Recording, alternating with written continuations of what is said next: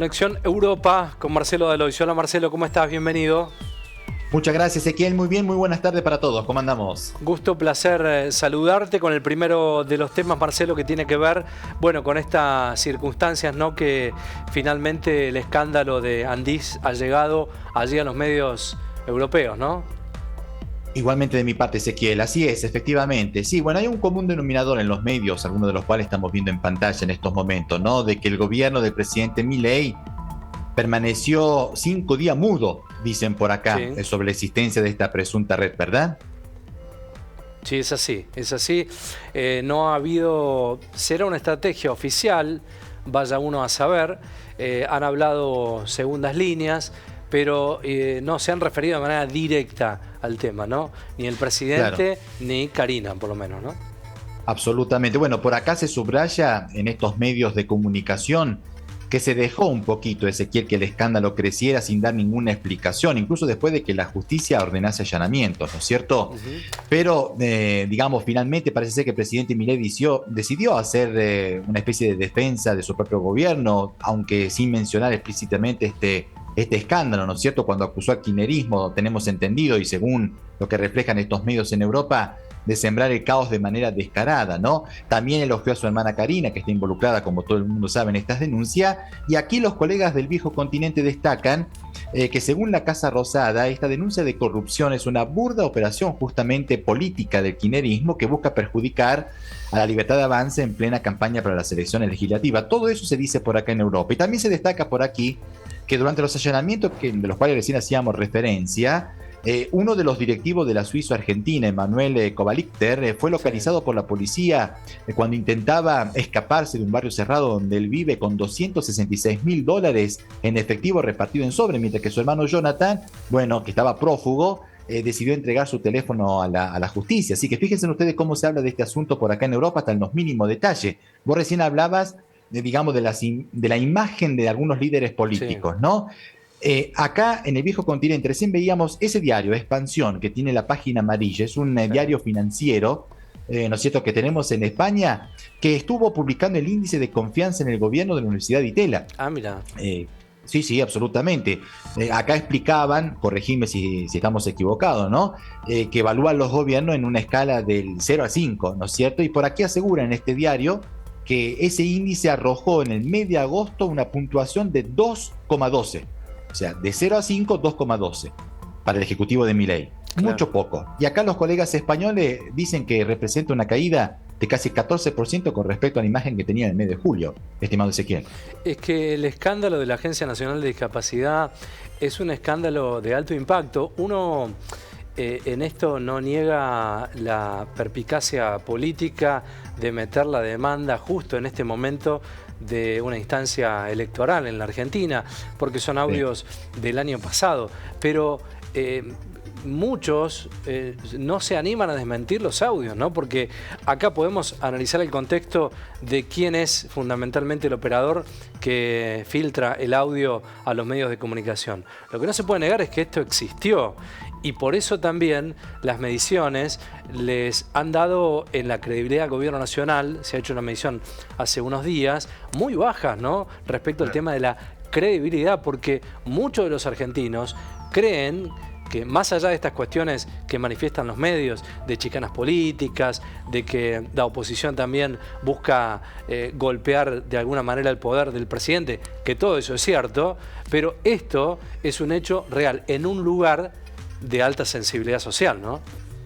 Totalmente. Vos sabés que, a ver, razonamiento hacen algunos analistas de política internacional, aquellos que siguen fundamentalmente la política sudamericana respecto a este escándalo de corrupción, si va a afectar o no el resultado electoral para el oficialismo, ahora, en los próximos días, en las próximas Sí, semanas, ¿no? sí, sí, sí. Algunos dicen que sí, otros dicen que no. Aquellos que dicen que no ponen de relieve que la mayoría de los ciudadanos argentinos, digamos, votan en base al bolsillo y no tanto a estas tramas de corrupción, Claro. efectivamente, y No, realizan hay, ¿no es sí, cierto? hay un tema, Marcelo, que tiene que ver también con lo que hay al frente, ¿no?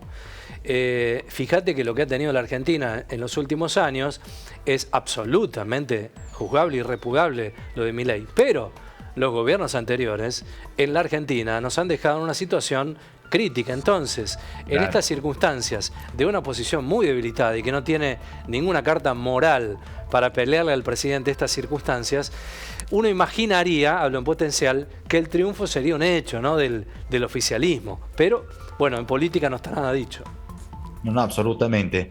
Después las urnas son soberanas, efectivamente, así que estaremos muy atentos, digamos, a la lectura que harán luego los analistas, que eran hincha de Boca o de River, porque acá la opinión se divide en dos partes, no hay mucha posibilidad de encontrar una solución intermedia, Ezequiel, sobre este asunto. Totalmente. Bueno, habló Benjamín Netanyahu, ¿no? Sí, ¿quién no ha visto esas imágenes del bombardeo en ese hospital de Gaza donde murieron 20 personas, entre ellas 4 colegas periodistas? Ezequiel, queridos amigos, ¿no? Una cosa impresionante, estamos viendo algunas imágenes. Bueno, la oficina del primer ministro de Israel ha lamentado profundamente el trágico accidente. Él calificó eso que estamos viendo en pantalla como un trágico accidente y que Israel y su gobierno valoren en cambio el trabajo de los periodistas, del personal médico, de todos los civiles y que ellos la única cosa que están haciendo es luchar contra los terroristas de Hamas, ¿no? Claro, ni siquiera los compatriotas de Netanyahu están contentos con el jefe que tienen, con el premier judío que estamos viendo ahora en pantalla. ¿Cómo será que hubo protestas hoy en Tel Aviv con 400 personas que bloquearon las principales calles de esta hermosa y desarrollada, digamos, ciudad israelita, que protestaron, justo cuando había una reunión de gabinete de seguridad que podría definir la reanudación de las negociaciones por una tregua en ese territorio martirizado realmente, ¿no? Mientras tanto hay un rechazo de parte de la comunidad internacional por lo que está haciendo este señor, que ni les cuento. Ustedes lo saben mejor que yo, Ezequiel. Mira, a mí me tocó escuchar hoy declaraciones de Josep Borrell. Vos recordarás, ¿no es cierto? Este hombre español. ¿Te acordás? Fue canciller, entre comillas, de la Unión Europea. Y él declaraba esta mañana que el asesinato de estos colegas periodistas de Gaza no fue un accidente, como decía Netanyahu en el día de hoy.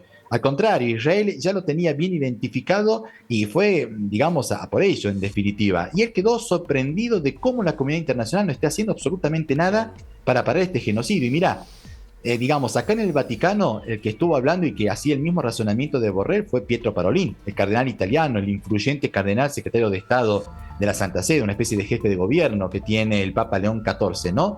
Él advirtió también, este purpurado italiano, sobre la ausencia de pasos concretos hacia la paz, a tipo que llamó a no perder la esperanza en la reconciliación. Y te doy un dato a propósito del Vaticano. Ustedes saben que aquí se encuentran las oficinas centrales de la Cáritas Internacional. Sí. Bueno, los funcionarios, obviamente, de este organismo tan influyente, ¿no es cierto?, denunció justamente desde el Vaticano que lo que está pasando en Gaza, el asedio en el enclave palestino, y se ha convertido en una verdadera maquinaria de aniquilación. Y me parece que los muchachos aquí tan equivocados no están, Ezequiel, ¿no es cierto? Claro, y una perspectiva nefasta, ¿no?, respecto a la continuidad y un final, bueno, que ya se pierde el horizonte, ¿no? Mirá, ahí lo vemos a Netanyahu reunido con sus colaboradores más estrictos, con los altos mandos del ejército, para detallar los últimos detalles para ocupar la ciudad de Gaza y la franja de Gaza, buscando expulsar a los 2 millones y pico de palestinos que viven ahí en el enclave palestino, no sé a dónde, si a Jordania o Egipto, que son países que tampoco quieren a estas personas recibirlos, ¿no es cierto?, a todas estas personas, ¿no? Así que bueno, espero de equivocarme, pero yo veo en un horizonte no tan lejano una nueva matanza de civiles y más muertes, en este enclave en Tierra Santa. Espero de estar equivocado, sinceramente. Qué locura, qué locura. Bueno, ¿el gobierno francés presenta una ley de presupuesto? Es noticia acá en Europa, porque se ve que la motosierra se vende a buen precio también por acá, claro, ¿no es cierto? Claro.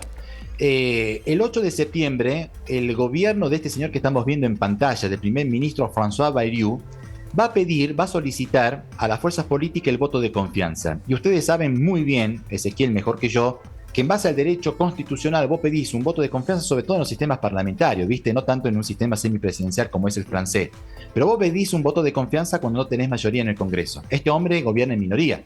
Entonces él quiere presentar una ley de presupuesto con duros ajustes, que ya califican histórico por 40.000 millones de euros, y pide el voto de confianza a los partidos políticos. Si ese voto de confianza llega, bueno, la ley de presupuesto se aprueba para el año que viene y el hombre seguirá en el poder. Si no se aprueba el voto de confianza, este señor tendrá que cambiar de trabajo, evidentemente. Tendrá que volver a su casa y pueden haber elecciones anticipadas en uno de los países más desarrollados a nivel internacional. Yo creo que en septiembre tendremos un mes realmente muy calentito, y no desde el punto de vista meteorológico en Francia, porque vos sabés mejor que yo, Ezequiel, evidentemente, que cuando los sindicatos franceses justamente salen a la calle para oponerse a las medidas del gobierno, son intensos, y lo hacen con los botines de punta, ¿no es cierto? Sí, sí, son absolutamente. Pensaba, mientras hablabas, Marcelo, la ambivalencia de los gobiernos en el planeta, ¿no? Porque ya me voy de Argentina y Sí. imagino esta situación. Ajuste sí, ajuste no. Viste que pasamos por periodos de gobierno en donde hay dos recetas, ¿no? Ajuste fiscal o populismo. No hay en la clase política de lo que se viene, en las nuevas instancias de miradas políticas, buscar alternativas distintas, ¿no? Parece que la política se agota en estas dos variables, ¿no? Ajuste sí, ajuste no. O es Boca o es River, para volver Claro. a esta metáfora futbolística, sinceramente, ¿no es cierto? Y mira que acá estamos hablando de un gobierno de centro. Uno puede entender, dice, Claro. viste, bueno, Giorgia Meloni, acá en Italia, el gobierno de derecha, aplica la misma política de Javier Milei en Argentina. No, no, este es un señor de centro. Y te digo además, la misma amiga de Javier Milei, Marine Le Pen, líder del Frente Nacional, ¿no es cierto?, de extrema derecha en Francia, está en contra de estos ajustes presupuestarios por 40.000 millones de euros. Claro. Bueno, la locura, evidentemente, de la clase dirigente que tenemos acá en Europa. No sabe si son hinchas de Boca o son hinchas de River, sinceramente, ¿no? Pero aparte no tenés muchas alternativas, Ezequiel. Sin entrar en detalles económicos, yo no soy un economista y no quiero opinar de algo que no me corresponde. 1 más 1 es 2, en Argentina, en Francia y en todos lados. Y no tenés muchas alternativas, ¿no es cierto?, para tener las cuentas estables, en orden. O aumentás la presión impositiva, efectivamente, para garantizar un cierto populismo, o tenés que ajustar las cuentas, ¿no? Pero claro, no hay que estar ajustando siempre a la clase vulnerable de la sociedad, que terminan pagando efectivamente las consecuencias negativas, ¿no? Claro, cuando hablábamos fundamentalmente de la presencia de este outsider, que lo definíamos a Javier Milei, que finalmente fue y es el presidente de todos los argentinos, su discurso tenía que ver con eliminar la casta, ¿no? Fundamentalmente, Claro. y en el imaginario y en algunas cuestiones que él manifestó, la casta era la casta política. Finalmente, cuando ya promedian 2 años de gobierno, la casta termina siendo el laburante, ¿no? La clase media, que en definitiva no la ve, se le licúa el sueldo, y hay que ver los criterios. Esto es muy importante, por eso digo, el título ajuste fiscal es tentador, es muy importante, pero ¿sobre qué, no? ¿Cuáles son los criterios fundamentalmente para los recortes? No, no, totalmente. Bueno, y todo lo que ha pasado en Argentina, ustedes saben muy bien que yo jamás me tomaría el atrevimiento de opinar de política interna argentina de la otra parte del mundo. Hay que estar viviendo en nuestra patria para opinar. Esa es la filosofía y el pensamiento que yo tengo. Pero haciendo una comparación, a mí me hace acordar las declaraciones de Milei, su campaña electoral y sus primeras medidas al frente del gobierno, lo que hizo Silvio Berlusconi por acá en Italia, ni más ni menos en la década del 90, ¿no es cierto? Sí, también era un outsider de la política y terminó, digamos, teniendo las mismas costumbres que tenía el pentapartito, vos recordarás, los 5 partidos tradicionales que gobernaron Italia desde la conclusión de la Segunda Guerra Mundial y que terminaron todos desapareciendo después de Tangentopoli, Mani Pulite, ese proceso contra la corrupción que llevó adelante ese fiscal anticorrupción Antonio Di Pietro, muy famoso y mediático, vos recordarás. Claro, te das cuenta que vamos y venimos con viejas recetas en la Argentina, ¿sí? Nos remitimos a los 90, ¿no? Con la presidencia de Carlos Menem. Vamos y venimos con recetas que sabemos que no funcionan, ¿no? Mirá, acá los colegas de estos diarios que recién veíamos hablaban de Martín Menem, de Lule Menem también, y ponían de relieve quiénes son y qué lazos tenían con el señor Carlos Saúl Menem, donde muchos decían por acá se tiraba mucha manteca al techo, obviamente tenías todas las cuentas en orden, efectivamente tenías una convertibilidad, el 1 a 1, la gente podía viajar, ir y venir, etcétera, pero después llegó Fernando de la Rúa, ¿no es cierto? Claro. Y el helicóptero blanco, recordaban por aquí algunos analistas europeos. Exactamente. Nos vamos a Italia. ¿Qué pasó con un famoso crucero italiano? A ver, puede parecer una noticia poco importante respecto a estas cuestiones que hemos estado abordando, que son realmente muy serias, sí, ¿no? Pero vos sabés mejor que yo, Ezequiel, como los amigos allí en el piso y nuestros amigos televidentes, que cuando vos hablas de la industria del crucero en Italia, estás hablando de un peso pesado de la columna vertebral de la economía de este país. Es cierto. Podés imaginarte. Tenés 2 grandes empresas sin querer hacer publicidad. Una de ellas, obviamente, estuvo... uno de estos buques estuvo varado 10 horas a pocas millas de las costas romanas, cerca de la isla de Ponza, por una avería técnica, tenía problemas eléctricos, ¿no es cierto? Se pensaba que había que remolcarlo hasta el puerto de Nápoles, habían llegado 2 barcos remolcadores durante, digamos, en la jornada de ayer por la tardecita noche, Por suerte, los técnicos de la misma empresa lograron resolver el problema y el barco, por sus propios medios, pudo llegar a Nápoles, ¿no es cierto? Bueno, a bordo de este buque inmenso, un verdadero edificio flotante, había 8.600 personas. Hay 8.600 personas entre pasajero y miembro de la tripulación, que afortunadamente ya dejó el puerto napolitano rumbo al corazón del Mediterráneo para seguir este viaje maravilloso, visitando estos paraísos terrenales que tenemos acá en el Mediterráneo. Pero claro, cuando un barco de esta envergadura, de semejante grandeza, con tanta gente a bordo y que representa, digamos, un toque de prestigio para la economía italiana, tiene algún problema técnico, y es noticia en todo el país y en gran parte de Europa, como puedan imaginarse, ¿no es cierto? Totalmente. Marcelo, como siempre, muchísimas gracias por el tiempo y por este relato.